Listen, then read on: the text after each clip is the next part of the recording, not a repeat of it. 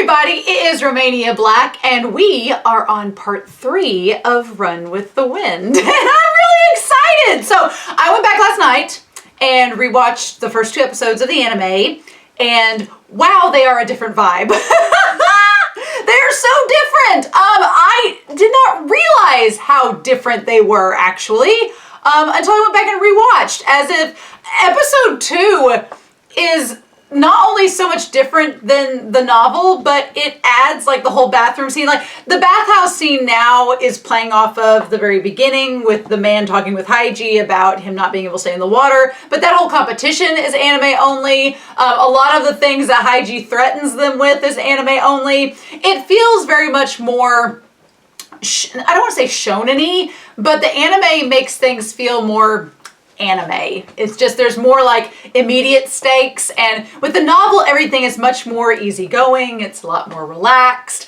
I feel like in the anime Kakeru is a lot more combative, and in here not only is he not as combative, he's just more apprehensive, but in the internal monologue he has during the whole initial Hakone speech, there's a part of Kakeru that's like, yeah, I want to do this. And he seems like he wants to go along with Haiji a lot more than in the anime. He's a lot more apprehensive and a lot more standoffish against Haiji, and they kind of work off each other. Now, Haiji is very much still as devilish in the anime as he is in the novel, but it's a totally different vibe.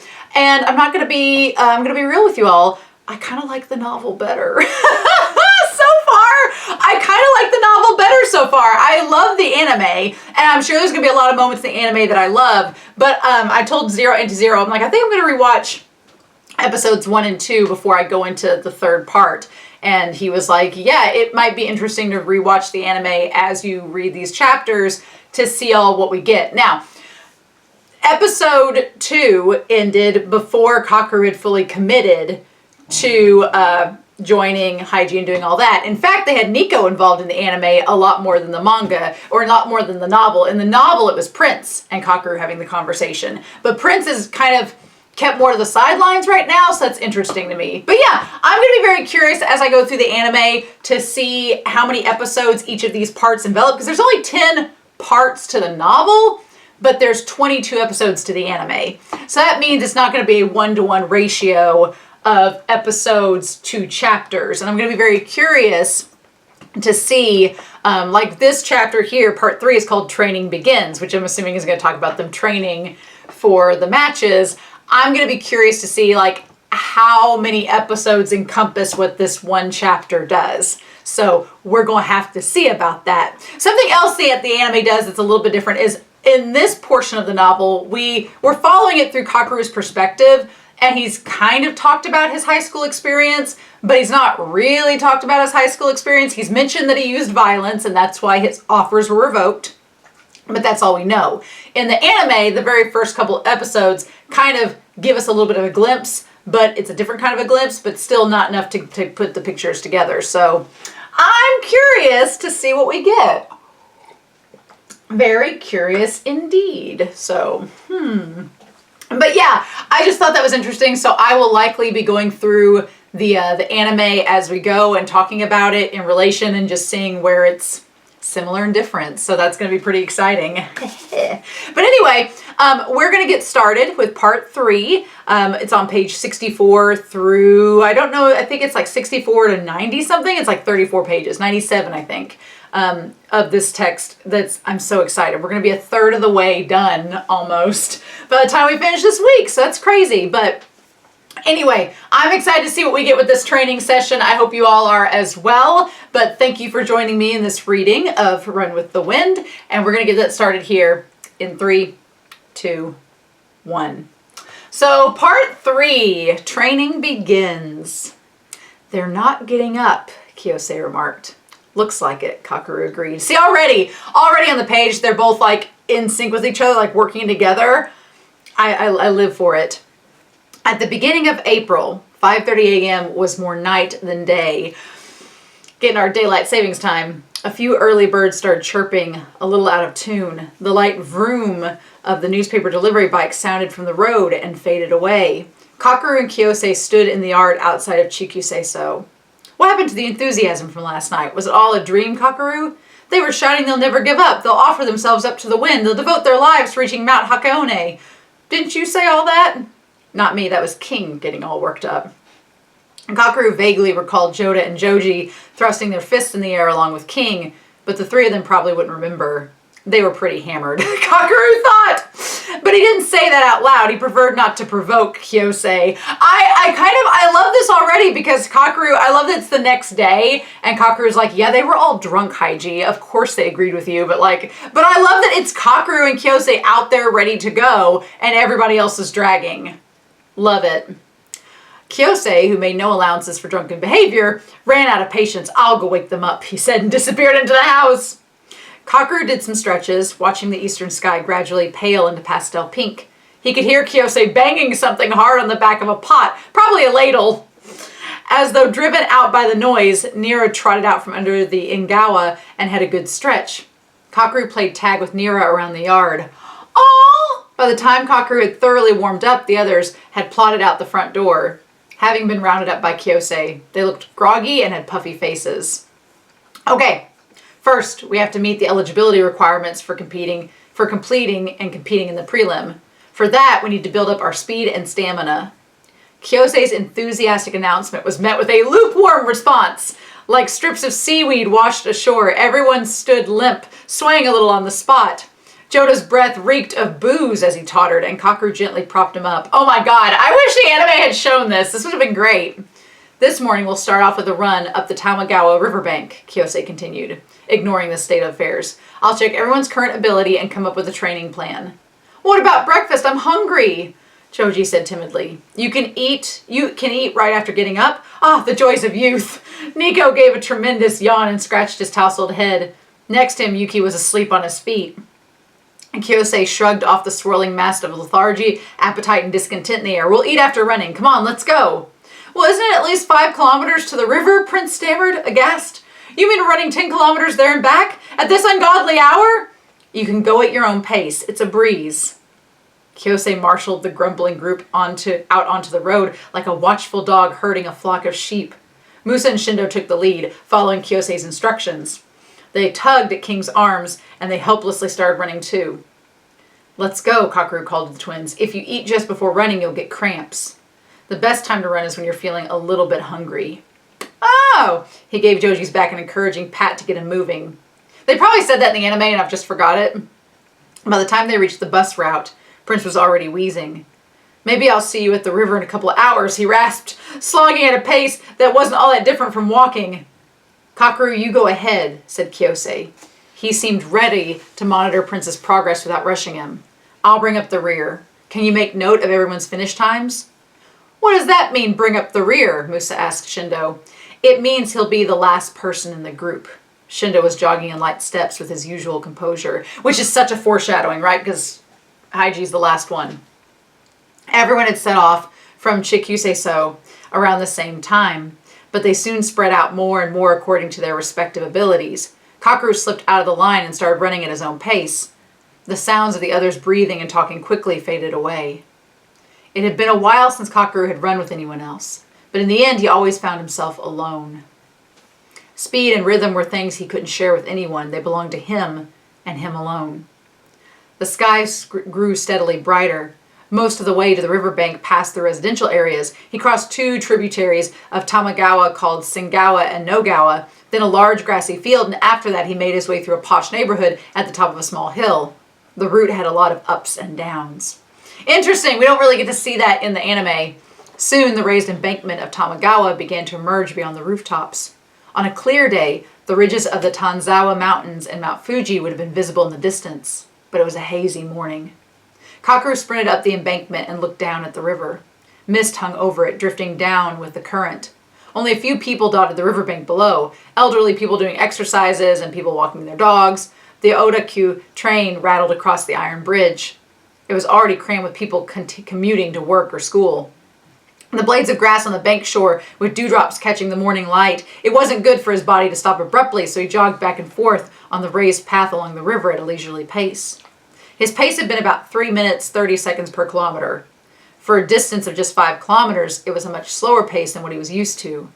But the other residents of Chikuseso were still nowhere to be seen. As he cooled down, he glanced at his watch and the road in turns. When the twins, Shindo, Musa, Yuki, and King finally arrived at the river, it was 25 minutes after they had left Chikuse-so. King looked spent, his breathing heavy, but the others seemed unruffled. "You look like you could keep running," Kakeru remarked. "I can't really tell," Joda replied, peering curiously at the features on Kakeru's watch. "I never thought about the exact distance when I run, so I don't have a feel for how fast I can run or for how long, you know. We end up just going together at an easy pace." "I'm starving," Joji crouched and started shredding the grass around him, ignoring the beauty of the morning dew. Yuki slumped down on the damp ground and closed his eyes in an attempt to snatch a bit more of his uninterrupted sleep. Shindo and Musa looked completely unfazed as they stroked King's back to comfort him. Maybe, just maybe, these people might be cut out for running, Kakeru thought. They lacked the experience and the knack for it now, but at the very least, they didn't seem to dislike the activity. I like seeing, Kakeru have, good thoughts about them, like he thinks they can actually do it. That's really refreshing, and I like that. Had Kiyose seen their potential? Shindo and Musa seemed to have plenty of reserve in their fundamental physical strength. Both the twins and King used to play soccer. They must have done road work as part of their practice, and they should be no strangers to running. As for Yuki, he used to do kendo. He would have had a lot of intense running in his training, and he wouldn't have developed heavy muscles for it, so he could adapt well to distance running. Though Kakeru had assumed the group would give up in no time, perhaps they'd put up a surprisingly good fight. Observing them after their run made him look at them in a different light. Of course, everything rested on their training to come, but he could see the promise in them, just as Kiyose had said. A new feeling crept into him. Now he would have to get serious. I love this. I love Kakeru not being so stubborn like he's in the anime, but being kind of on board with Haiji's plans. "When you finish a run, you have to loosen up your body," said Kakeru, shaking Yuki awake. "You should run back and forth here. When your breathing gets regular again, then do some stretches, and after that you can sit down and rest." Since he didn't like standing and doing nothing else, and still felt like he hadn't run enough, Kakeru taught them how to stretch properly. Left his watch with Joda and ran off to meet Nico and Prince, who hadn't yet made it to the river. Straight away, he bumped into Nico at the bottom of the embankment. "Hey, Kakeru," Nico croaked. He was completely out of breath, but doing his best to keep his legs moving. "My body's too heavy, my lungs are too tight, I'm just not feeling it." In the years away from track, his body had forgotten how to run. "I guess I gotta quit smoking and go on a diet." Kakeru let Nico go on his way and ran further up the path. When he came to the foot of the hill of houses, he found Prince collapsed by the side of the road. Kiyose was squatting next to him with a bottle of sports drink in his hand. "Is everyone done?" Kiyose asked. Kakeru nodded. "I just passed Nico's senpai on the way. That took a while. He said he's going to quit smoking and lose weight. Good attitude. And the rest?" They were going at a little less than 5 minutes per kilometer. "What did you think of their run?" "They looked like they could push more. Their form was pretty balanced for new runners." Kiyose nodded, satisfied, but there was still a problem. Prince was sprawled on the ground in front of them. "Is Prince okay?" Kakeru asked. "Do I look okay?" Prince retorted. "I don't even want to stand up. Can you carry me back to Aotake, Kakeru?" Kakeru could happily run vast distances, but he wasn't confident about lugging heavy loads with him. Before he could come up with an answer, Kiyose sternly shook his head. "Let's go to the river. If you can't run, you can walk. The important thing is to get a feel for going 5 kilometers on your own feet." Kyose's patience surprised Kakeru. Before the run, Kiyose had brandished his tyrannical authority over everyone at Chikuse-so. He'd invoked state power, put pressure on Kakeru by manipulating the dinner menu, and so on. But once they started running, Kiyose seemed to be respectful and respect their individual pace as a matter of principle. He watched over them without interfering, waiting for them to reach the goal under their own power. Haiji seems a bit different from the managers and coaches I've met before. Suddenly, Kakeru felt restless. Though he didn't realize this, the restlessness came from a spark of hope inside of him. Because he'd never met a mentor he had clicked with. He'd grown accustomed to stifling any expectations. He quickly dismissed this flicker of emotion. "Stop! Stop! Oh my gosh!" "Can't I take the train back at least?" Prince asked. Kiyose rejected the suggestion with a mere look. "Just keep walking. You'll feel like running again before long," Kakeru said. Ever since he was little, he couldn't stand the sluggish pace of walking. Wherever he went, his steps would go faster and faster until he found himself running. That way he would reach his destination sooner, and it felt refreshing to feel the wind on his skin, the pounding of his heart. Do you know that there are people who hate sports? Prince muttered, hauling himself up. Oh, hey, a butterfly! They turned and followed Prince's gaze as a butterfly fluttered by, its wings like white petals. A soft beam of sunlight fell from the eaves of the house on the corner. The three of them watched the butterfly flit across a stream of light. Take your time. As long as you keep walking, you'll be able to run eventually, said Kiyose, as though to reassure himself as much as Prince. As butterflies drift on the breeze, humans run on the ground. For Kakeru, running was as natural as breathing, but there are people in the world who saw it differently. I like that in this moment, the butterfly in the anime, if I remember correctly, was supposed to be made as a joke for showing how slow Prince was going, that the butterfly was outrunning him, theoretically. But I also love that instantly you get Kakeru understanding and paying attention to Haiji, and you get Haiji being like, if he's gone through therapy, if he's done all this, this is how he got back to running, and he's trying to inspire Prince and do the same thing. It's really, really good. Interesting, he thought. Until now, almost everyone around him had been aspiring track athletes. Most of his waking hours were taken up by practice, and many of his friends and teachers were involved in athletics, so it came as a surprise to him that there were people in the world who hardly ever ran, who thought that even a bit of running was torture. And for that, for one reason or another, there were people who couldn't run even if they wanted to. I've gone my whole life without thinking about anything or feeling anything, he thought. He'd been too preoccupied trying to survive in track and field club, a narrow circle of people brought together just because they happened to be good at running long distances and shared a common goal. It was only the first morning of the Chikusei-so's team's foolhardy attempt to complete the Hakone Ekiden, but Kakeru was already startled by everything he was discovering. There were people like the twins who seemed to have the strength to run but hadn't shown any interest in the sport until now. There were Kiyose and Nico who couldn't run the way they wanted because of an injury or a long gap. Then there was Prince, who seemed to hate running with a vengeance, even though it was, in a way, a basic activity for any animal with legs. The world was far more complicated than Kakeru had imagined. But it wasn't the kind of complicated that made him uneasy or confused. Lost in thought, he watched the butterfly flutter towards the river. You know what? I think I know why I like this novel so far. This is like if Run with the Wind was done by the creator of March Comes In Like a Lion. It has that vibe. It feels that way for me, which is so interesting. When Kakeru got back from lectures that evening, the Chikusei-so residents were standing in a row in the yard. Apparently, Kiyose had ambushed them as they were coming home. Now that he had all 10 of them, Kiyose declared, I made a basic training plan. I want to divide you into different levels, so we're going to run 5 kilometers at full speed. Kakeru was impressed that Kiyose had already drawn up a plan, but naturally, the twins booed. But we just ran this morning! Do we have to run again? I'm too exhausted and my joints hurt around my groin. Does it hurt badly? Kiyose said, acknowledging Joji's complaint. Well, no, not that much. I wonder where it's coming from. Either your body's not used to running yet, your form is off, or your joints are vulnerable to begin with. With a worried frown, Kiyose knelt in front of Joji and gently pressed his thumb against his upper thigh.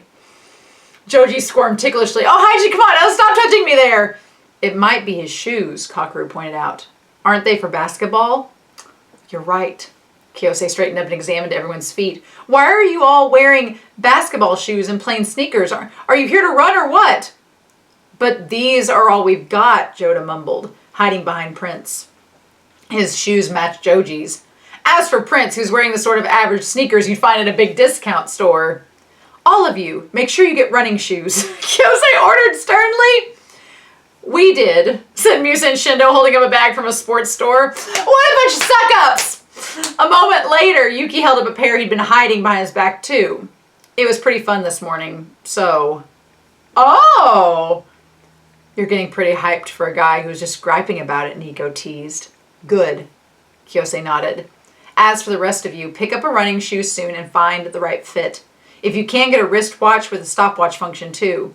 Well, I want the same one as Kakeru's, Joda said, staring at Kakeru's wrist. It looks sharp. It's Nike, huh?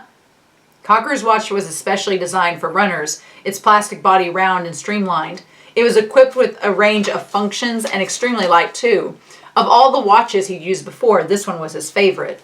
They come in different colors. You could use it like a simple stopwatch, but you can also add up all the recorded times like this, Kakeru explained, and the twins listened closely.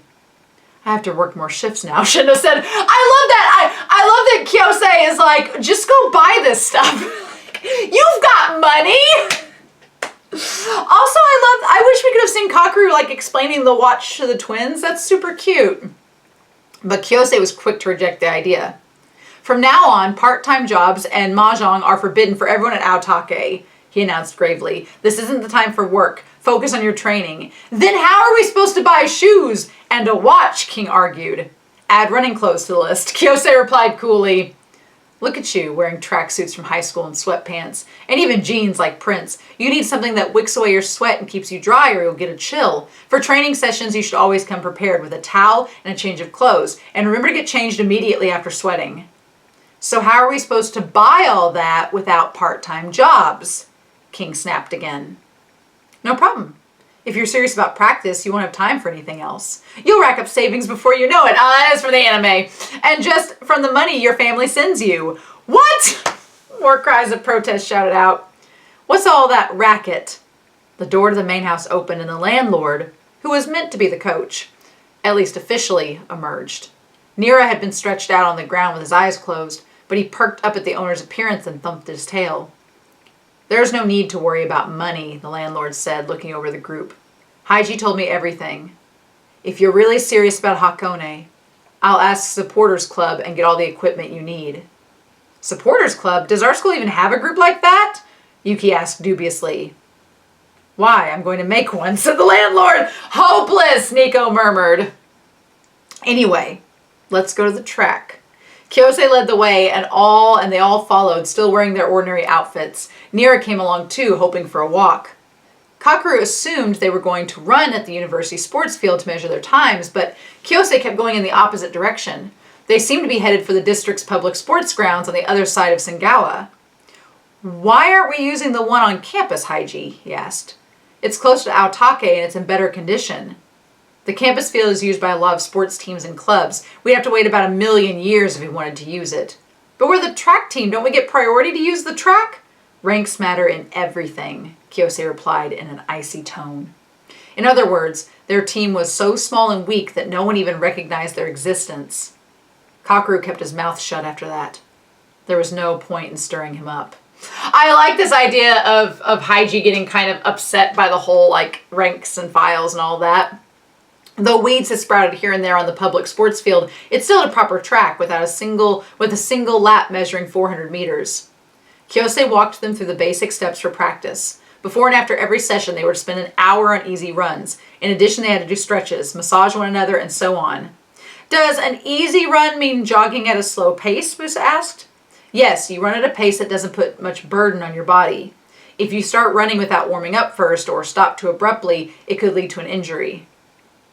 Imagine running a whole hour before practice. It'll knock me out before I even get started, Prince said despairingly.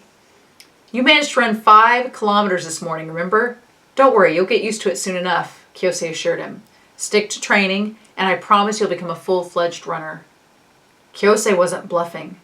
To get through long-distance runs, you need different muscles from those short-distance runners.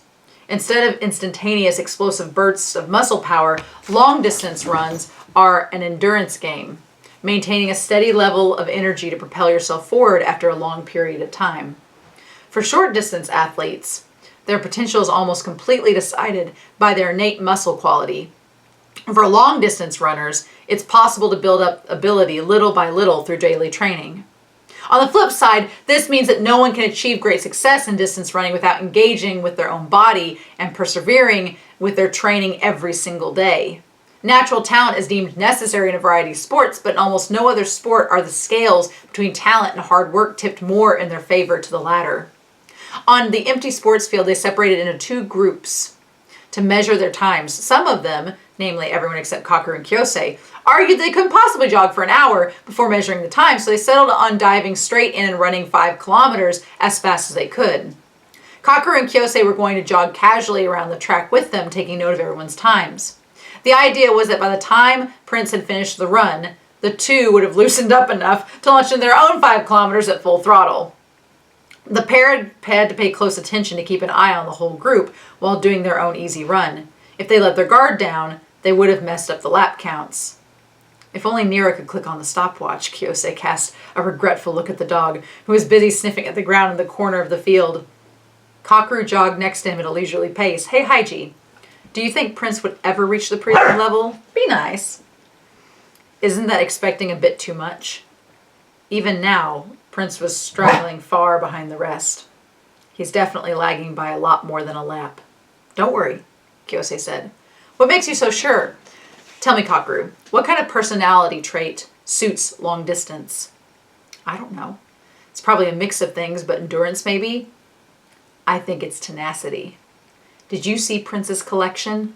How his head's full of manga all the time? It's abnormal. He doesn't go out at night. He doesn't splurge on anything. Instead, all his time and money go to the manga. It's incredible how he never gets tired of it. He has it in him, that obsession and diligence to pursue a single thing over a long time. That tenacious passion is a sure sign that he's cut out for distance running. Oh, that's so good! Kakeru glanced sideways at Kiyose to check whether he was serious. He was. As far as Kakeru could tell, Kiyose was genuinely praising Prince. I love this! I love this little just moment between them, and it's so early on, right? When they were all said and done, Kakeru jotted their times on a sheet of paper. Kakeru, 14 minutes 38 seconds. Haiji, 14 minutes 58 seconds. Musa, 15 minutes 1 second. Joji, 16 minutes 38 seconds. Joda, 16 minutes 39 seconds. Shindo, 17 minutes 30 seconds. Yuki, 17 minutes 45 seconds. King, 18 minutes 15 seconds. Nico, 18 minutes 55 seconds. Prince, 33 minutes 13 seconds. Everyone gathered around the paper in a circle. Kakeru, you went easy, didn't you? Kiyose asked. Of course not. I just can't run my personal best all the time. And maybe you're not in the best shape, Haiji. I'm recovering, but look at Musa's time. I knew you'd be fast. At this rate, you can aim for under 14 minutes. No, I'm already at the limit. I thought my heart would explode. Either way, these numbers aren't so bad for the first try. Kiyose looked around the group. Just as I'd expected, you guys have a lot of potential. If you can run this well right now, you'll go much further with practice. The twins and Shindo high-fived each other, excited to receive Kiyose's stamp of approval, but Yuki wasn't quite satisfied by his own speed. As perceptive as ever, he was already analyzing his performance. Over 17 minutes. I could sharpen up my form. I knew I'd be slow, King sulked. Hey, your sweat stinks like nicotine. Yuki pointed out to Nico. Really? Nico sniffed at his arms. As for King and Nico-senpai, it's only because you're not used to running yet. Your forms are fine, so you'll have no problem improving your time. Kiyose encouraged them attentively. Right, let's head back to Aotake and have dinner. Joji tugged at Kiyose's sleeves. Haiji, you're forgetting someone. Prince was sprawled face down on the side of the track. Mira anxiously nudged at it with a snout, but there was no sign of life. What was Prince's time? Kiyose asked. It was 33 minutes and 13 seconds. Kakeru answered. I'm not sure what to say to that, Kiyose murmured, rubbing his temple. But, well, it's commendable that even a manga otaku managed to run the whole distance, so let's not lose hope. So you do think Prince is just an otaku? Kakeru thought, but he kept it quiet. The real practice starts tomorrow, Kiyose said. Running 5 kilometers might feel like the best you can do right now, but you'll definitely expand the distance you're capable and shorten the time too, so don't worry and follow my lead. All right, you're free to go. Oh, he added, you'll all have to jog back to Aotake, of course. Nico was groaning in agony in his room. He was barely making progress in his software programming gig. The deadline was fast approaching, but he was bone tired from running. For Nico, who funded his own tuition and living costs, being tired wasn't an excuse to neglect his part-time work. He glared at the computer screen in frustration. There was a knock at his door. It annoyed him a little. Does King want to borrow my PC again? I'm too freaking busy for that. But he thought he needed a change, so he called out, It's open. It was the twins and Prince who peeked in the door. Joji crossed the threshold and looked all around the room. Wow, no smoke. I've never seen your room so clear. You really are quitting then.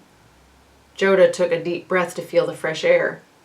Yeah, and I'm getting nowhere with my work thanks to that, Nico grumbled as he finished twisting a piece of wire into another figurine about the length of his finger. Every time he wanted to reach for a cigarette, he made this little doll to distract himself. Oh, that's like the anime. There we go. A throng of wire dolls were scattered around him on the tatami floor. Are we already getting this part of the anime? Really? Creepy. They look like they're cursed. Prince brushed aside the dolls and sat down. Can I please borrow your computer? Well, if it's going to be quick, feel free. What's up? Prince wants to get a treadmill from an online auction, Joda explained. Prince was already focused on opening the website he wanted. What for? Nico felt the urge to grab his tobacco pack again, so he picked up another piece of wire. I thought it might be a good idea to run in my room while reading manga. Nico-senpai, what is this? Prince exclaimed, noticing something next to the mic. Or the mouse. What do you mean, what? It's a pack of cigarettes. The carton was wrapped around and round with wire. Rikishi, you're Rikishi, Nico-senpai. Unfortunately, none of them had read Ashido no Joe. That's the boxing one, right? So Prince's outburst went unremarked. You really are giving it your all. Prince dabbed at his eyes, nearly moved to tears. So I'm guessing Rikishi is a character in Ashido no Joe that decides to quit smoking and does the same thing. All right, fair enough. I'm amazed we're at this part already. This feels so early in the story compared to the manga, right? Of him getting the treadmill. Also, I really like the idea, I don't remember if I talked about it in the manga, but I love the idea that he's twisting the wires to distract himself from smoking, because that's what other people that have tried to quit smoking do as well. Interesting. Nico flinched as Prince's eyes misted over. Well, the same goes for you guys, right? I mean, you're getting a treadmill. What else can we do? Haiji's dead serious, Joji sighed, toying with the wire dolls. We like living here, and we like Haiji, Joda nodded. If he says we're going to aim for Hakone, we just have to do the best we can. Haiji's a lucky guy to have such loyal friends, Nico thought. But I wonder why it has to be the Hakone Ekiden, Prince paused, looking puzzled. If it's running that he's after, he could easily run by himself. There's no need to drag me in, of all people. Well, you can't really pass on that relay sash if you're the only one running, Nico said, trying to quash his craving for a cigarette. We get that Kakeru and Haiji are fast runners, Joda said, but why doesn't he just look for other people who are faster than us? There's 10 of us at Aotake, so maybe he thought it was convenient, Nico replied. Prince pouted his answer. So he's roping in whoever's around? Great. Whatever he really has in mind, Joji said with a carefree tone, I think it's pretty fun running. The twins started massaging each other's backs and legs. Me too, Nico laughed and kneaded Prince's shoulders for him. On the day Kakeru moved into Chikusei-so, Nico had already had a hunch. As a former track athlete, he could tell that the person Kyosei had been eagerly awaiting had finally arrived. Driven by their all-consuming passion for running, the two of them would have a profound impact on each other. Kakeru seemed to have been born to run. Think of the Bruce Springsteen song. And Kyosei, who knew the torment of not being able to run. Poetry! They would soar to new and prodigious heights that most people would never even dream of glimpsing. The rest of the members of Chikusei-so had to work together to make that happen. How much they could transform themselves in the 6 months leading up to the prelim, whether they could secure their place at the Hakone Ekiden were crucial factors that would shape Kakeru and Haiji's futures. Nico almost reached for that cigarette pack, but he held himself back and he clenched his fist. There was another knock at the door. This time it was Shindo. There you are, Prince. What is it? If you're having trivia night, could you tell King I can't come right now? Oh, King and Musa were so tired they went to sleep already. Shindo sat with his back straight in the corner of the room, as calm and quiet as usual. You were saying you wanted a treadmill, weren't you? I just got off the phone with my parents and they said they have one in our barn. It should still work, so I can ask them to send it over if you like. What do you think? Big yes. Prince closed the auction page immediately. Oh! I mean, I'm not having a farm family. I'm not surprised they have a treadmill just lying in their barn. I totally get that, but that's interesting. All right. Why do you even have a treadmill at home, Joji asked. In the countryside, you can usually find a massage chair, a treadmill, a power tower just lying around the house gathering dust. Ah, Shindo knows. That's so true, right? Because, I mean, if you live in the country, chances are you don't have, like, a gym near you. So people get treadmills and gym equipment all the time because they can't afford to go into town or drive half an hour to a gym. Fair story. Nico was doubtful. His family's place didn't have anything like that, but the twins were genuinely impressed by how big Shindo's house must be. Could they send it by cash on delivery, please? Well, we've got an early start tomorrow, so I'm off to bed. Prince promptly left the room, showing his typical lack of concern for keeping step with others. He left the twins behind, but they didn't seem to mind it one bit. We'll head out too. Night, night, they said, wrapping their massage session. Just as they opened the door, Yuki stormed out of his room across the hallway. What's all this noise? I can't sleep, he barked. Don't take it out on us just because you got banned from nightclubs, Nico said, unfazed. There. We have to run at 6 in the morning tomorrow, and it's only going to wear you out if you quarrel, Shindo interrupted in an even tone. By the way, Nico-senpai, can I take some of those wire dolls? Sure, what for? I have an idea, he said, picking up a handful of figurines and putting them in his pocket. He went upstairs along with the others. When their footsteps died down and the doors creaked shut, a hush once again fell over the Chikusei-so. Are you really going to help Haiji? Yuki murmured from the doorway. Got a problem with that? You're getting into it too. I'm all right. I have enough credits and I've passed the bar already. But if you drop this year again, it's game over. All his life, Nico had taken the roundabout path, dabbling at just about anything that caught his interest. So he had plenty of things he could do to earn money. Even if he couldn't graduate from university, and even if he couldn't find a job at a normal company, he had the means to make his own way through life. But he could tell Yuki was worried for him, so he said, thanks, man. Yuki shrugged sheepishly and turned away to leave. Hey, Yuki, Nico called. Let's make it a good year, huh? It would be the last year they would spend together at the Chikusei-so. Without a reply, Yuki disappeared into his own room, and Nico turned to glare at the screen again, wrestling with the violent urge to light a cigarette. Naturally, he was getting nowhere with the coding. Only the heap of useless figurines kept growing bigger and bigger. I love it! I love the focus on Nico that we have in this moment. Mm-hmm. It's so good. All right. I also love that we're getting these little tiny moments with all the different characters, since it is from Kakeru's perspective, but we're also rotating with other people, and I like it. So Kyosei's training regimen for April was divided into 3 levels. Kakeru and Kyosei had the toughest routine. Prince had the easiest, and the rest of them were somewhere in between. At all levels, the most important point was to let their body get accustomed to running while gradually improving their speed and endurance. The plan included different courses to run, too, so that they wouldn't get bored. It was a perfect program, taking into account the runner's psychology as well as the different abilities of each member. Once again, Kakeru thought, Haiji is no ordinary guy. If Kyosei could construct such a solid training plan, he must be one hell of a runner himself. Kakeru wanted to know what kind of runner he'd been before his knee injury. Kakeru couldn't remain indifferent to Kyosei. For the first time, he felt an urge to have a proper talk with Kyosei about track. Yes, please. Please have this in this chapter. I would love that. But the other residents of Chikusei-so were mostly new to track. Of course, they couldn't gauge Kyosei's own capability just from looking at the training plan. With puzzled looks on their faces, they merely scrutinized the schedule handed out to them. Hey, Haiji, what's CC? It was curious Joji who spearheaded the questioning. It's short for cross-country. It means running in nature instead of a track or on city roads. We'll use an open field. You mean the field that's more than a mile away? We have to go all the way there to practice? Running on soil puts less burden on your legs than asphalt. Plus, you get more ups and downs, so it'll be a nice change from the regular track. So when it says CC 2.5K times 6, it actually means, Joda asked nervously. I measured some distances on the field and came up with a route that's 2.5 kilometers for 1 lap. I'll show you the course later. It means you'll be doing 6 laps there. You expect us to run 15 kilometers in total? Prince moaned.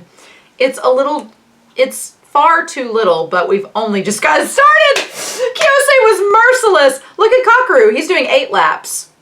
Musa raised his hand. What's pace training? You run at a fixed pace. I'll observe your physical condition and running ability and give you specific instructions on the day. Kyosei looked up from the paper to check whether everyone was absorbing all the information. It's fine, Musa said with a smile. So far I understand everything. The main purpose of this plan is to build up your staying power. In other words, your stamina, Kyosei explained. Don't push too hard. Just think about completing each run at a steady pace. The same goes for jogs before and after practice. If it starts getting painful, you're running too fast. Like I said, the point is to loosen up your body. Keep running for long stretches of time and slowly increase the distance you can run. So where it says jog, that's for jogging, Shindo was diligently noting down Kyose's terminology. But if we're too sluggish, we can't improve our speed. So we'll do build-up training and interval training. For build-ups, you gradually up your pace and finish with a sprint. For intervals, you alternate between fast and slow. I know what a sprint's like, King said. It's like running in a 50-meter, 100-meter dash, right? Correct. But as a rule, long-distance runners don't do short sprints much. They use different muscles for that. Kyosei looked down at the schedule again. Do you see where it says B up 10K? For Kakeru's column in the latter half of April, that means build-up training. He'll gradually increase his pace while running 10 kilometers. More specifically, I think it'll be effective for Kakeru if he starts by running at a pace of about 3 minutes and 5 seconds per kilometer and then picks up speed until he's going at about 2 minutes, 50 seconds by the time he gets to the last kilometer. That sounds like torture, Joji commented, throwing an anxious glance at Kakeru. It won't be comfortable, Kakeru replied casually. The point of this method is to make your heart and lungs work extra hard. Pain is a part of the game, Kyosei said with a smile. When you can run 10 kilometers at a certain pace, it means you can adapt to longer distances. To strike a good balance between speed and endurance, it's essentially to strengthen your cardiorespiratory function. That's what speed work is for. But you have to remember not to go too far, right? Yuki asked, pushing up his glasses. Apparently he'd been reading up on some theory. Speed work leaves you exhausted and it's a significant load on your legs. Exactly. It defeats the whole purpose if you get injured. Kyosei nodded. Be nice. Build-ups are far too advanced for beginners. For now, you'll focus on building stamina most of all. But it's important to work on your speed. That's where interval training comes in. Jodo was scouring at the schedule in vain, so Kakeru pointed it out for him. You see the ones in parentheses like 200 times 15? Those are intervals. What that means is, Kyosei went on, you run 200 meters at a fast pace, then you go straight into running another 200 meters at a slow pace and repeat the cycle 15 times. That way you can rest and recover when you're not going at a lower speed. Rest while running, huh? That's intense. Yuki turned to Kyosei again, his expression stiff. And how fast is a fast pace? Ideally, I'd want you to run 200 meters in about 30 to 32 seconds, but that's probably too much to ask right off the bat, so I'll see how things go and give you further instructions. Well, look at your interval sets, Kakeru. Joji explained, half in awe and half in disbelief. Some of them even go up to 400 or 200 times 20. It's only April, so this is still on the lighter side, Kakeru said. We'll have to run much harder for the summer onward. Harder than this? The group was gripped with anxiety for what awaited them. Prince had clammed up a while ago. Kakeru worried whether Prince felt hurt that he was the only one with a completely separate training plan. But he was just racking his brain for a way to weasel out of practice as much as possible. Prince began, trying to work out a compromise. I was thinking of just focusing on self-training. What do you think? Self-training? Like what? I got a treadmill from Shindo. I can run while reading manga, and I read pretty much all day, so I think I can expect bigger returns from this strategy. And at what speed would you set it? Like a slow walk? Kyosei raised an eyebrow and then cast his eyes over the whole group. We'll use the track at the public sports ground except for cross country. Make sure you look over the schedule carefully and go right to the meeting place. Prince's suggestion was completely ignored. Oh my god. I also love in this how Kyosei scheduled Kakeru's menu and they go over at this first meet and he's like, here's what you're gonna do and this is how it's gonna be. And Kakeru's like, yep, absolutely. I feel like Kakeru noting from the beginning that Kyosei is one of the first times he's ever felt okay with a mentor and feels like he respects Kyosei and his mentoring schedules and his training plans. I love it. I love it so much. Kyosei was the cautious type, so he instructed everyone to keep a training log to record not just their times during the main practice sessions, but what kind of independent training they did each day along with their times and distances. Don't even think about putting down lies. I can get a rough idea of what you've been doing just by seeing how you run during the main training, he warned. But if you have any complaints or if there's anything physically wrong with you, it's important to write it down. Anything you want to say but can't say to my face, feel free to throw in your notebook. I've already made a lot of complaints, Prince grumbled, but you haven't listened to any of them. When I feel you've reached your limits, I'll consider it, Kiyose assured him and turned to everyone. For those of you who want to run together, let's do morning and evening jogs as a group. If anyone's concerned about waking up on time or keeping up with the distances, I'm here to help. Since he preferred to run at his own pace, Kakeru decided to jog alone in the morning and evening, just as he had done before. Yuki and Nico also opted for jogging by themselves. Yuki was an individualist, and in order to regain his runner's instinct, Nico wanted to see his non-smoking and dieting commitment through to the end. It was settled that the rest of the group would start their independent practice altogether under Kiyose's guidance. Oh, that's interesting. I like that we've sort of split up. Assiduously following the main training routines as well as his own, Kakeru kept a close watch on the others. Their journey to Hakone took on such a gruesome aspect that anyone could have dropped out at any moment. After all, they were used to spending their days however they wanted, taking advantage of the undergrad life, which, if nothing else, left them with plenty of time on their hands. For most of them, it was quite an ordeal to adapt to a regular lifestyle.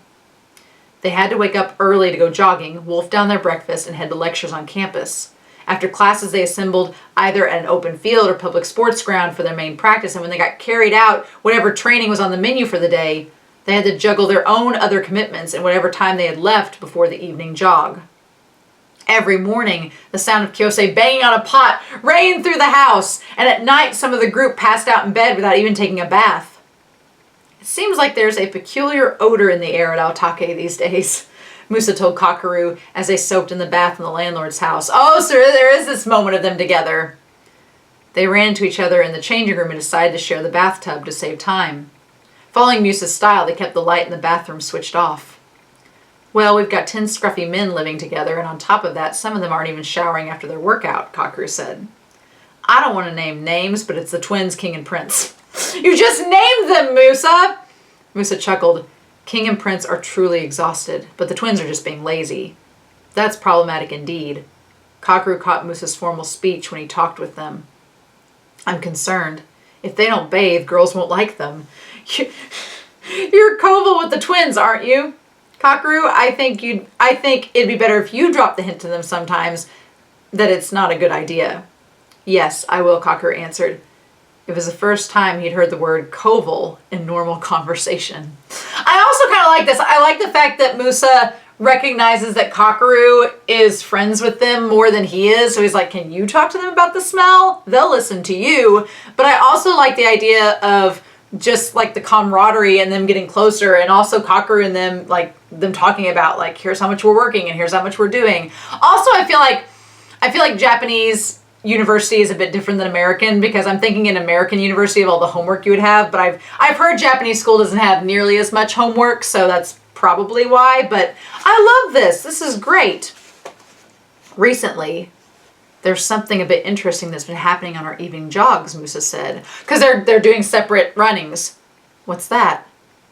It occurs that when we run through the shopping arcade, you might like to come see it sometime, Musa chuckled again. They sat quietly in the dark, hugging their knees to their chest, facing each other. A round white light wavered in the water between them. Ah, Kakeru, I thought it was a street lamp, but it's the moon. Musa was right. Beyond an open window, a hazy spring moon had hung in the night. Look. Musa cupped his hands under the floating moon in the water and smiled. I've caught it. Oh yeah? Kakeru laughed and grinned back. The tiny moon quivered like a soft, doughy shiratama inside of Musa's hands. They were 1 week into the training regimen, but not one of them had dropped out. Even when practice left them so exhausted they didn't even feel like having a bath at the end of the day. Kakeru hadn't expected that. But why, he wondered. Was it ego, making each of them loath to be the first one to give up? Was it peer pressure, with each one trying to be a team player and toe the line, especially because they were all living together? Or were they starting to get something out of running itself? And what if everyone stuck to the training and kept going till the end? What if the Chick You Say So team really could run the Hakone Ekiden? In the bath, Kakeru drifted into a daydream. The thing that surprised him most was the change in himself, that these thoughts came to him at all. For as long as he remembered, he had always run alone. He was still running alone, even now. But he seemed to be hoping for something. When he let out a small sigh, the moon in the water trembled a little. The hope stirred in him a hint of unease over potential disappointment, as well as a warmth he'd never felt before. Kakeru and Musa got out of the bath and went to the Chikyusei-so together. As they were slipping off their sandals in the entrance hall, they heard clattering and rattling above them. The door to room 101 slammed open and Kyosei charged up the stairs. They could hear him bellowing in the twins' room, "I told you Mahjong is banned! I'm confiscating this!" Maybe Hakone is just a pipe dream, after all, Kakeru thought with a sigh. A scorecard fluttered down the hole in the ceiling, along with Joji's whisper, "We'll tally it up later. Can you keep it hidden from Haiji?" All right, Musa laughed, picking up the paper. I love it. I love the scene of Kakeru and Musa together. Also, something in the anime is that the bath is in Chikyusei-so itself. So it doesn't feel like a separate room. Like, it almost feels like if you've ever watched RuPaul's Drag Race, in the earlier seasons of that show, they had the series Untucked where the drag queens went backstage and talked to each other, and that's where all the drama and stuff happened. But in the older seasons, there were two rooms in Untucked. There was like a gold bar room, and then there was like a white room where everybody could like split up and talk to one another. This feels like that. It feels like the bathhouse is like the gold bar room where the characters can go and interact with one another, and then there's the actual house itself. So I love it. I absolutely love it. A serious student long-distance athlete runs at least 600 kilometers in 1 month. Come pre-race crunch time, it's common to run more than 1,000 kilometers in a month. Kakeru pushed himself to run more and more, his sights set on reaching those levels. While he was, of course, rooting for the others, that didn't mean he was going to lower his standards to go along with a group of beginners.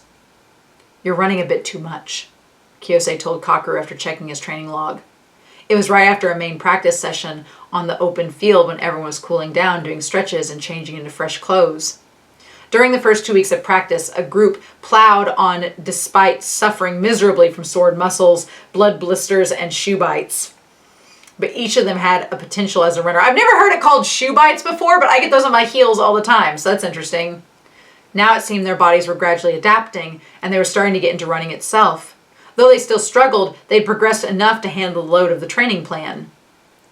Kakeru was secretly impressed by everyone's adaptability, but still, they were only doing beginner-level practice. He was running on a completely different plane, striving for new heights. If no one stopped him, he would have kept running forever. "You're still young. Your body's a work in progress.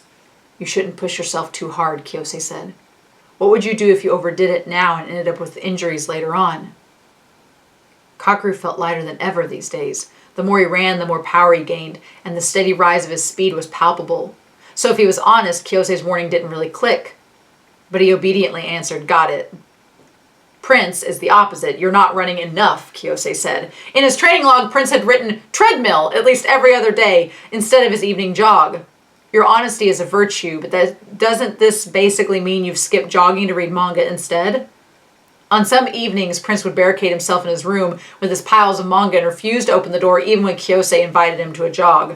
"Yeah, but I swear I really am reading on the treadmill," Prince said, desperate to justify himself. "Besides, I feel like my legs are starting to tone up a little lately." "Let me see." Kyosei bent down to inspect his calves. "Haiji," Yuki chimed in, "you better do something about the habit of yours. You can't just run around touching people's legs without warning." Kyosei straightened up. "Well, if it is true, I can see you're improving a bit during the morning jogs in the main practice, but it's not good to jog on a treadmill with a book. It'll ruin your form, and you won't get a feel for running on the road.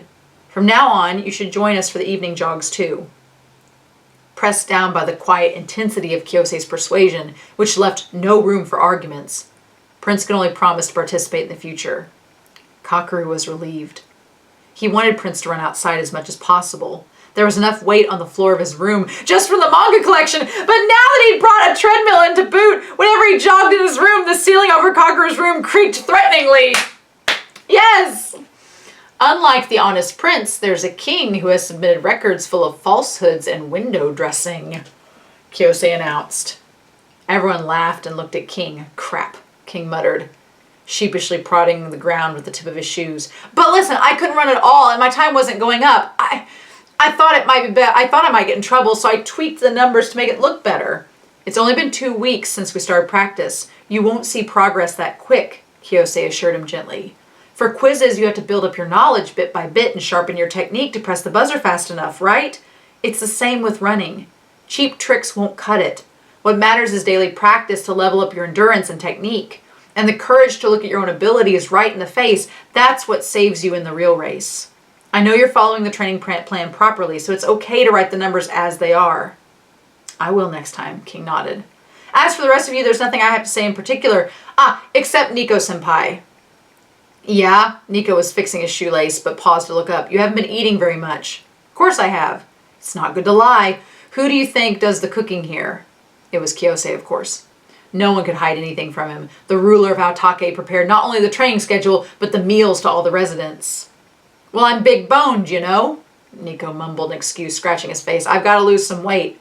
No need, Haiji declared firmly. You're getting a good workout at practice, so you'll get fit even if you keep eating as you always have done. Going on an extreme diet increases the risk of injury. It's better to eat balanced meals. All right, but if I can't get in shape just from the training, I'm going to limit what I eat. According to my calculation, you should be light enough by the summer, but if it doesn't look feasible, then let's think about it, Kiyose conceded. Whatever you do, please don't do anything reckless. Shindo, who was listening to their exchange, looked puzzled. Is it an advantage to be lighter? Doesn't thinner mean less strength? Well, of course, impossible diets are out of the question, Yuki answered. Even ever the theoretician. You get anemic, and that puts more burden on your heart, so it's dangerous. But as a rule, it helps to shed some excess weight. When you burn extra fat, it heightens your cardiorespiratory function. Take race cars. If you want to make the engine more powerful and the body as light as possible, it's the same thing. Well, that makes sense, Shindo said. Yuki's right, Kiyose confirmed, looking around the group. It's just like a race car going on repeated test runs, so the team can fine-tune the body's balance and the engine's performance. We build up our bodies by running every day. If you chase after rapid progress, it will backfire more than you think. Keep that in mind. He went on to explain a range of methods for the group to prevent injury and maintain their physical condition. If your muscles give off even a little heat after training, cool it down with ice at once. Never forget to do stretches and massages. Take supplements for nutrients that tend to be deficient, like iron. When he'd gone over everything, he said, that's all for today. Let's head home. I love this. I'm really excited to get back into the anime and see what episodes this all is going to cover. I feel like from what I'm remembering, a lot of these little moments were in the anime episodes, but I don't know if they were to that point. We also haven't met the other team yet that they're going to be the main rivals with. So, and the one guy that was from Kakeru's old team, we haven't met him at all yet. So I don't know if that's going to be in this novel or not. I'm curious. We'll have to see. On their way back to Chikuseso, Kakeru ended up running next to Nico. On top of his weight concern, Nico was trying to quit smoking. He seemed heavy with pent-up stress. Kakeru wished he could bring up something lighthearted to chat about. He cast about his head for a topic, but nothing came up.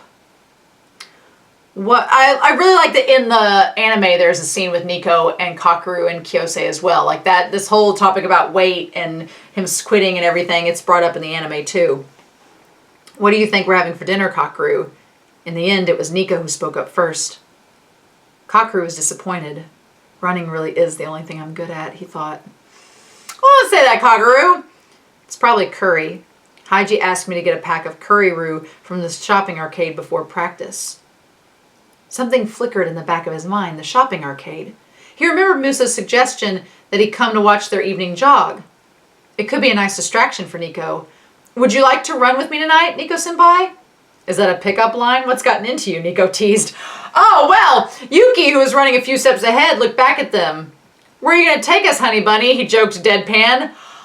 The allegations! The shopping arcade, Kakeru said. The three of them usually jogged by themselves, so they decided to go together to check out what was interesting that was happening with the group joggers. Dinner, as expected, was curry. Kiyose never cut corners in anything, and cooking was no exception.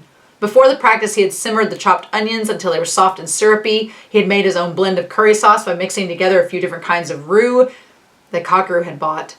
Nobody noticed the depth of the flavor, however. Everyone was too ecstatic over how the curry was packed with pork belly strips. No one paused to appreciate the colorful aesthetic of the salad before gobbling it up. Why do I even bother? Kiyose grumbled as he piled the empty plates in the kitchen sink, indignation and grief mingling on his face. I'll have a tiny bit more, said Nico, reaching for the rice cooker. He decided to eat his fill now. It doesn't matter what you feed those guys, just give them meat, lots of meat. There was no space in the kitchen for everyone to sit together. Anyone who came in late didn't fit at the main table, pulled out a small low table, and sat in the hallway right outside the kitchen. Well, that's a little bit different than the anime. In the anime, the little table's there, but it's still in the kitchen area. Kakeru was still eating when Shindo and Musa came down. The main table was already full. The twins were almost starting on their own dessert, but they didn't show any signs of moving aside. They were still squabbling on what to pour over the strawberries, condensed milk or milk and sugar. Kakeru simply couldn't ignore the pecking order, so he picked up his bowl, spoon clamped in his mouth, and moved to make space for the upperclassmen. Shindo stopped him hastily. "It's all right, Kakeru." "There's no hierarchy at Aotake," Musa added. "That's why it's so comfortable here, don't you think?" "Yes." Kakeru sat down and went back to eating. For someone who'd lived in a track and field dorm all 3 years of senior high school, it was unthinkable that senior students would sit in the hallway while their juniors sat at the table. In Kakeru's experience, younger students were expected to take care of small chores for the older students, like washing their shoes and doing their laundry.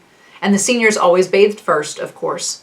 Kakeru had gone along with the protocol. If dealing with these trivial duties meant he could focus on training in peace, he didn't particularly mind. When he became one of the upperclassmen himself, he didn't want the younger students to wash his shoes. For a runner, those shoes were invaluable and indispensable. He couldn't understand how his seniors had found it so easy to entrust their shoes to other people. Oh, I like this little bit of his personality coming out. Teammates in the same year as Kakeru talked about him behind his back. Here we go! They complained that he was a poser who was messing up the order. Kakeru paid no attention to them. No one could come close to his speed. He was content just to be a senior, free to run without any constraints. Let them talk, he thought. His teammates saw him as aloof and kept their distance from him. In other words, he was somewhat isolated. But Chikuse, he could breathe easy. Nobody cared who was born in what year. They were free to say whatever they wanted to each other. Just now, too, Nico had settled the twins' quarrel with a bold move, throwing in equal amounts of condensed milk along with the milk and sugar. "How could you, Nico-senpai? I wanted to have it with milk and sugar." "Well, it's in there." "I definitely wanted condensed milk." "Like I said, it's in there." Leaving them to their pointless quarrel, Kakeru got up to help Kiyose with the dishes. "Yes, get in there and help him with them dishes." "What time do you usually run for the shopping arcade, Haiji?" "8-ish, how come?" "Oh, nothing." Musa winked at Kakeru as he came to put his plate in the sink. Kakeru, Nico, and Yuki went to the playground park near the entrance to the shopping street. It was boring to jog in circles around the little park, avoiding the sandbox, the slide, the swings, but that was the only way they could keep an eye on the street. When they'd done about 30 laps around the dim streetlights and were just about to feel dizzy, Kiyose appeared, the Chikuseso joggers trailing behind him. They turned the corner and went down the wide shopping arcade that led to the train station. The group was stretched out in a long line, some lagging behind others, but Prince was just about keeping up. "They're here," Kakeru remarked. "Let's stalk them," Yuki said. The trio left the park and entered the shopping arcade. The narrow street was packed, with small shops on both sides run by the locals, a bakery with shutters down after a busy day, a fishmonger who was attracting passerby with lively calls to sell off the stock before closing time, a corner bar starting to fill up with people as the night began. The street lights, shaped like quaint Bonbury lamps, threw a warm orange glow on the scene. The place was bustling with people walking home from the train station and shoppers out for special offers just before closing hours. "Prince is way too slow," Yuki grumbled. "It's hard not to overtake him." The three of them slipped past Prince, going behind a crowd of people as to not be seen. They managed to sneak by King without blowing their cover too. "Look, it's Haiji." Yuki jerked his chin to point ahead. Kiyose was running towards them. "Why is he coming back?" "It's too soon for him to be here if he made a U-turn at the station," Kakeru said. The trio hung their heads and tried to let him pass, but of course Kiyose had noticed them.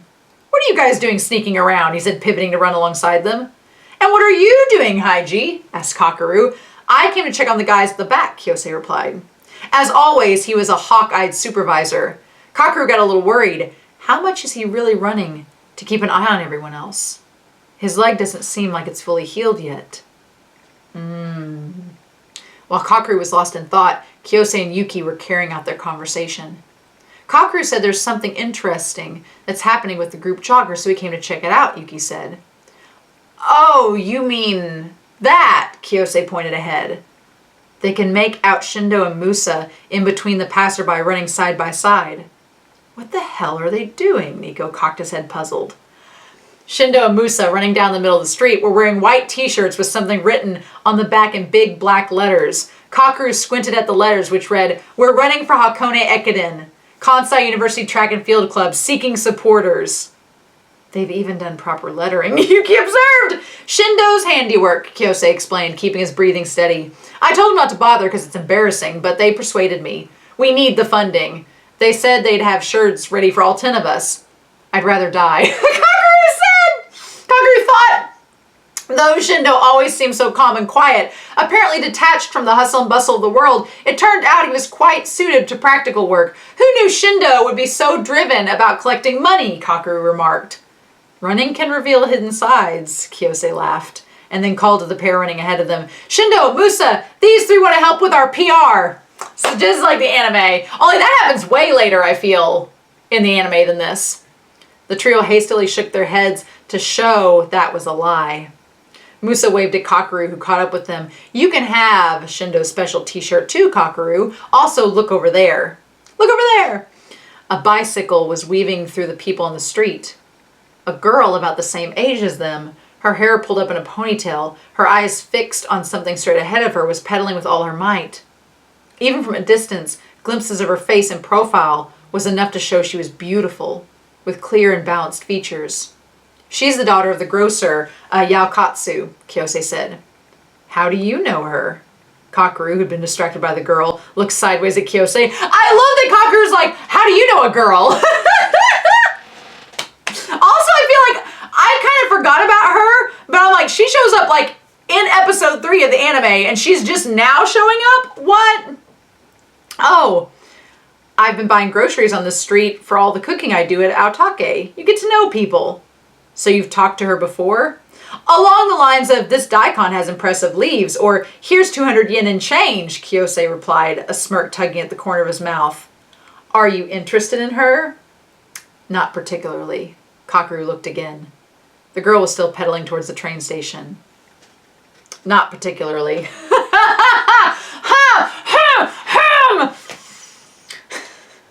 Thanks to this, we're kind of celebrities around here, said Shindo, stretching out his shirt to show them. We run in line every day on this route, so all the shopkeepers who recognize Haiji call out to us. They say, aren't you the students who live in that rundown house? You've got yourselves an interesting project there. And our landlord's a regular at the Go Parlor down the street, Kiyose added. I hear he's been going around telling everyone who listen that the Aotake residents are taking on Hakone Ekiden. Kiyose and the landlord seemed to have a strategy. To rope in the local townspeople so the Aotake members would think twice before dropping out. Kakeru marveled at their prowess in securing their foothold. As the first person who agreed to join, Shindo was taking the initiative in advertising efforts. A swift current was sweeping the carefree, happy-go-lucky residents of Aotake along, straight towards the Hakone Ekiden. Are we really going to be all right? Kakeru felt a little uneasy, but he was also glad and encouraged to hear that people outside of Chikuseso were showing interest in the group's Hakone challenge. These days, she always comes by when we jog, Musa said, gesturing at the Yaokatsu girl on the bike. Guess who she's here for? Kakeru, Nico, and Yuki followed his gaze far up the street. The runners in front of the girl were... The twins? Kakeru exclaimed in surprise. And which one? Nico added. Musa shrugged. Who knows? Does it matter which one? They look exactly the same. Yuki pointed out coolly. Love is in the air. Kakeru could sense it, though Joda and Joji seemed to be completely oblivious as they ran side by side. He made a mental note to drop them a hint that they'd better not skip baths. In any case, one thing was certain. The daily joggers of Chikuseso were starting to become a familiar presence for the people of the shopping arcades. Oh, I love it! I love it so much! Also, yeah, love is in the air. I was waiting for Kakeru to make a little note about like looking over to Haiji and seeing him. I love this. I love how it's all connecting and everything. I'm really gonna have to pay attention now to the anime because I feel like the anime handles the events of this novel in such a random order. Because this all feels like the shopping arcade, if I remember correctly, that stuff all feels way later in the season, like as they're getting ready for the race, but they've already done the track meets and everything, and this is happening before then. So that's fascinating. Like I feel that I'm gonna need to go back. I feel even if I watch episodes like 3 through 5 or whatever, the next couple of episodes, it's not going to line up with this. So that's gonna be interesting. But maybe, we'll see. So yeah, the next chapter set's going to be about the track meets, which I'm super exciting. But yeah, Kakeru pointing out love being in the air. Oh my God. I love that him and Musa have this secret agenda of being like, we need to tell the twins they need to bathe. Also, how dare they? Like, Musa's like, I know which one, you know, she likes, but I'm not going to say anything. I want to know. Musa, how dare you know and not tell us? How dare you? No, I am in love with this novel so far, and I love just, I think one thing I do love more about the novel in comparison to the anime is the level in which, like, Kakeru is not a intense edgelord like he can be in the anime. He's much more down to earth, and he does at times suffer from main character syndrome, because sometimes when a story is told from, like, the perspective of the main character, they seem like a little bit more generic, and so we kind of lose ourselves from Kakeru a little bit in looking at, because we're seeing everything from his perspective at times. But I still feel like his attitude is much more understandable and makes more sense in this version. And every bit of foreshadowing with Kyose's injury, it's like it's slathered on in this chapter. Kyose, the way that he coaches, the way that he gives advice, the way that he's diligent, trying to make sure they don't hurt themselves, it is just slathered on. And so I know when we get to the part talking about Haiji's injury, it's just gonna all wash over. But I love it. It's so good. Anyway, this chapter was fantastic. I loved this. I loved the stuff we got with Nico. I loved focusing on him. I loved the training menu. I loved that Shindo lent his family's treadmill to Prince. I'm gonna have to see if that actually happens in the anime. I think maybe that was it, but I thought they bought one. Anyway, and I just love how it's set up. It's great. And I'm super excited now for us to get into the track meet in the next chapter. So anyway, this was a really good reading. I hope you all enjoyed it. I'm excited to hear your thoughts down below. But I hope you all also have a wonderful week. Please stay safe, take care, and yeah, I'll be back real soon with more Run with the Wind. Bye!